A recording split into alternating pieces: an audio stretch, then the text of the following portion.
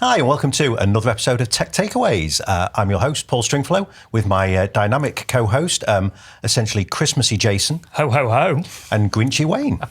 Ho, ho, ho. So you may have noticed two of us, at least, have come with Christmas attire because, as you'll know, as you're watching this episode, it is almost Christmas. We are recording this somewhere near Christmas as well. We're not doing this in June, as often they do with TV shows. But what we want to do with this episode and the one that will come out next week is just have a little bit of a review of the year.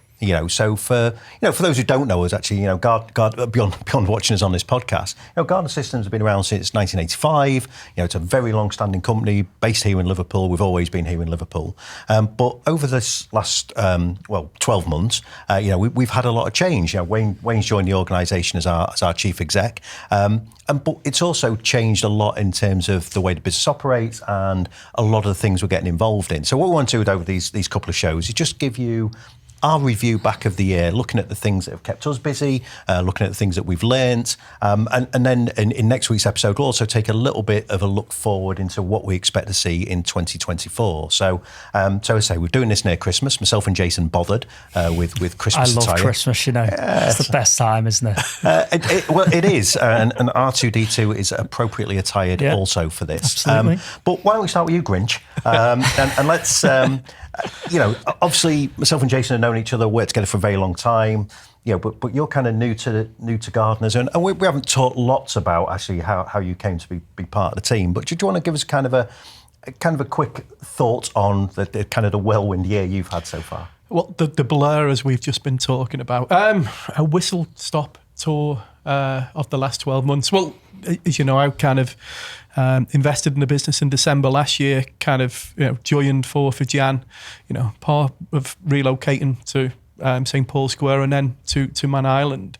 We started the year off, then Microsoft imminent price increase on the 1st of April. Yeah. It was a great starting point for me because, from a technical perspective, I didn't really need to learn a lot, but there was massive benefits to a lot of our clients who could lock a price in before the price increase happened. And some of these customers hadn't had a price increase because they'd locked in the year before. So I think we were seeing in some ways up to 30% price increases for customers who'd locked in the year before. And if they didn't do it, post 1st of April. So that was a big thing for me. And an engagement looking at these Microsoft licensing was we had access to a set of tools that would analyze 365 and latterly it would analyse Azure and make some recommendations based upon that. And that was good for us from an engagement perspective because these add value. Fortunately it was paid for by Lenovo via a company called Surveil. So this would give us an insight into 365, license optimization, where people log into, how many global admins. So there was a lot of benefits that we've seen early on and still to this day because we're still running them. So that was kind of first part. We'd done a cyber event in April. Well, just come back to that because I think what's really interesting about that as well is it's almost been that kind of opportunity and preparedness meeting kind of idea, hasn't it? Because I think one of the things that we have seen this year, because you're right, I mean, it was incoming Microsoft licensing increase in April. It was going to see some people impacted by maybe 25-30%. But that increase in licensing costs happens every year. But I think what has been interesting this year has been there's maybe been another couple of characteristics about that. One has been kind of the economic situation. So for lots of companies, they've been looking at how can I be more cost efficient.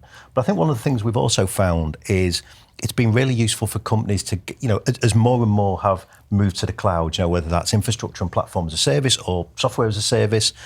And actually, that's presented a whole bunch of different challenges, and I think one of the things that we've taken from it is the idea that actually getting some insight into that cost has done one or two things. Either it's given the opportunity to save money, or it's at least given them the opportunity to be able to go back into their business and say, aren't we doing well controlling these costs? But I think that's been quite an interesting outcome from that. Has that been an experience for you as well? Yeah, and you know what? It's been great to tell an IT team, well done.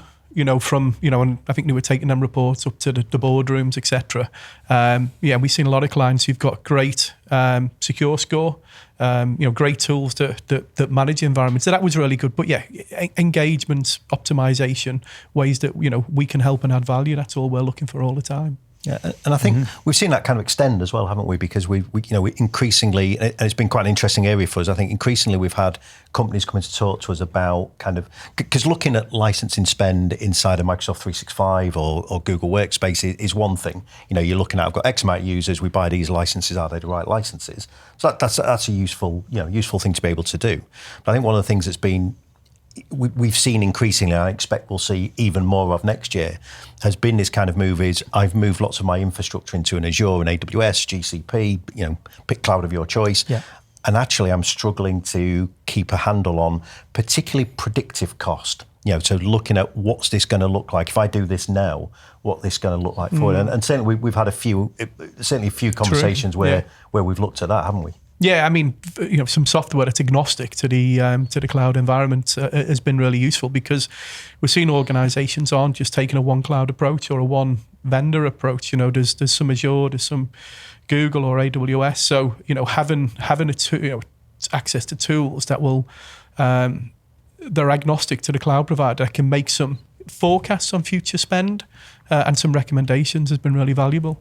Yeah, and I think we will see that continue, because I think the economic challenges that the businesses are facing, but just good governance. Good governance of, are we spending correctly? Yeah. Are we doing these things right? So that definitely been a big area for us, and not just at the start of the year, but it's continued. Well, it continues. Throughout. We're on a big campaign now again until the end of March, because I think we all anticipate licenses prices are going to up again. Last year was 9%. Who knows what it is? Microsoft keep the cards pretty close to the chest. We don't know, but from what I'm hearing, it's maybe another significant rise in the same price. So we continue to build a better set of tools to give people a deeper insight to the license environment, the optimization, and forecast and predict what the cost of moving to cloud or running cloud is. It's really powerful, that, because the cloud providers do make some of those reports available, but they're really difficult to interpret. Being able to go to a finance person and say, I'm going to invest in cloud. The first question is going to be, how much is it going to cost over next month, next year? And the answer can't be, I don't know. You need to be able to give an accurate figure. I know those reports do it. Well, I think a big area. It's going to continue to be so, I think. And obviously, when you mentioned in your introduction, and obviously we talked before we started recording, you talked about kind of we did some cyber events kind of early in the year as well. And I know, Jason, you were talking about kind of where what's kept you particularly busy this year. Yeah, absolutely. When I look back over the last year, it's the things that spring out most vivid in my mind, probably scars, are cybersecurity incidents, actually. Not only have we seen an increase in the complexity of them, but an increase in the number, and teams just aren't set up to deal with them. The businesses are being targeted, we can see that, but the team that is there to be able to deal with it on cybersecurity professionals. We're seeing, we have seen some outages, some businesses hit, ransomware, or the good old-fashioned DDoS attack, essentially just disruption of service over a period of time. And it is is still a massive concern for customers, and I think that is no way going away. I think that the only thing that's going to change going into next year is how the attacks are performed. They may get technically more complex. There may be vulnerabilities, 0 days that we don't yet know about that, were released over certainly the holiday festive period. We see that most years. True. IT departments are having a little bit of downtime. Cyber attackers get into the network and do their work. Yeah, and I think it's interesting kind of what you bring up as well. It's that, it's this idea of this has continued to be, a huge challenge, and probably it continues to be a number one priority for most organisations we deal with. I mean, in the next episode, when we look forward to next year, that number one priority might shift slightly in terms of what organisations are thinking about.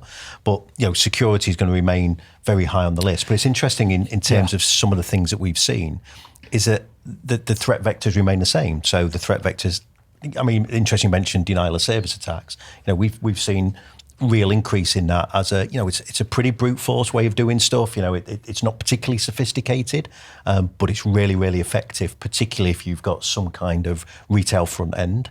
Absolutely. But we've also seen, ransomware has continued to be, and actually some of the kind of the geopolitical stuff that's going on has driven some of those increases. Yeah. But that idea of people getting malicious code delivered to them in some way, then going around encrypting a whole bunch of data and taking it out of action. Yeah, exactly. And the work that's kept us busy from a technical perspective has been smaller businesses actually paying more attention to the security suites that they should be implementing to help put them in a better position to tackle it. So an increase in the interest around cyber essentials and obtaining that.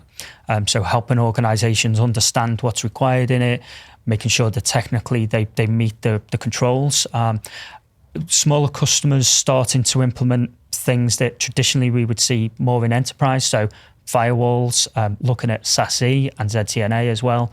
That's coming in, and so the focus has kind of shifted down a little bit.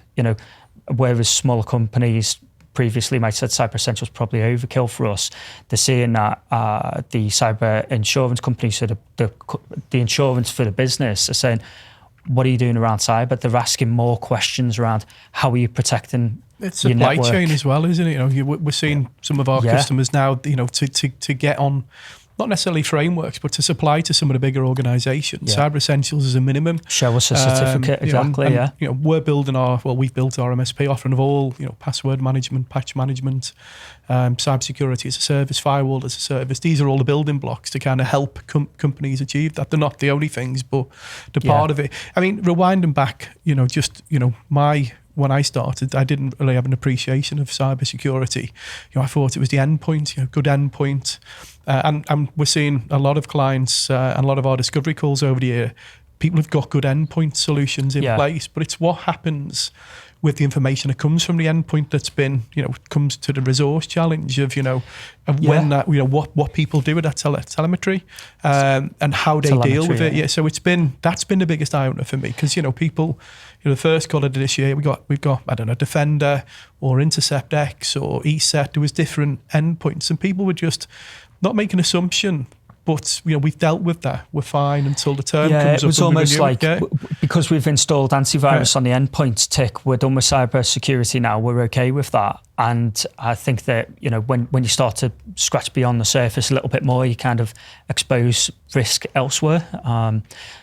So I think that Cyber Essentials, helps with a lot of that, because it asks questions not around endpoint but around firewalls as well. Yeah, absolutely. So I just think as we kind of wrap up this first of our Christmassy episodes, or Christmassy for two of us, again, I'm just going to keep using the Grinch gag as we go. We call this tech takeaways. So, based on kind of these kind of areas that we're talking about, what's kind of a takeaway each that you've seen from this year? I think the big one, a couple of big ones for me is, certainly, jumping back into Microsoft licensing, just analyse the estates, before you renew, do we need all the licenses? Are we buying the right licenses to match the applications that we're using? Have we got predictable costs for our cloud partners? Google, AWS, and Azure. I would just do these. We run them free of charge. Just drop us a note or send us an email. We can run them for you and give you a read back. And then from a cyber perspective, the big takeaway from me this year is, if your endpoint wanted to tell you something at 9:00 on a Friday night or even 9:00 on Christmas Eve, how are you going to deal with that? Because that window of when you see the alert, and we've seen this a couple of times this year where there's been an alert. Thankfully there's not been any catastrophic event that's happened, but there's been alerts that could have been that were not dealt with for 3 or 4 days in some cases, and that's it's just having that service wrap that enables you to respond. It's how that happens. So that run the reports and just challenge your cybersecurity plan, or how you manage alerts. They'd be the two big things for me. Yeah, for me it's around cybersecurity. So the takeaway would be to identify the services in your network and also cloud services. Any services that are integral to your business, or be it a shop or a finance system that's hosted elsewhere. Include them in the exercise, and then ask the questions, probing questions to say, where are we weak? Identify where the risks are and pay particular attention to addressing them. And also, it's really useful to run an exercise not just around strengthening the perimeter, but also plan for what if something happens. Do we have the correct team in place? If we've got a cybersecurity team on site and we've got a IT department on site, and a cybersecurity team are going to expect something from the IT department, make it known. So if this happens, we do this. Have a plan before you need it, because writing an incident response plan during the middle of an incident is not the correct time to be writing that plan. Certainly isn't. Well, look, guys, this has been great. So catch on the next episode, because we'll talk a little bit more about some of the other things that we've seen, and plus what we're going to see next year. So, and just actually, Santa, if you're watching and you want any help in terms of cost optimization or security, just give us a shout. We'll do that for free, because we know it's a busy time of year for you. So, big guy. But hey, until next time, gents, thanks very much. If you want to make sure you catch all future episodes of Tech Takeaways, and do subscribe, you can subscribe here on YouTube or through any home of podcasts, places you get your podcasts from, good or bad. So nice or naughty list for your podcast apps. Hey, until next week, Jason, Wayne, thanks very much. And thank you for watching. See you soon.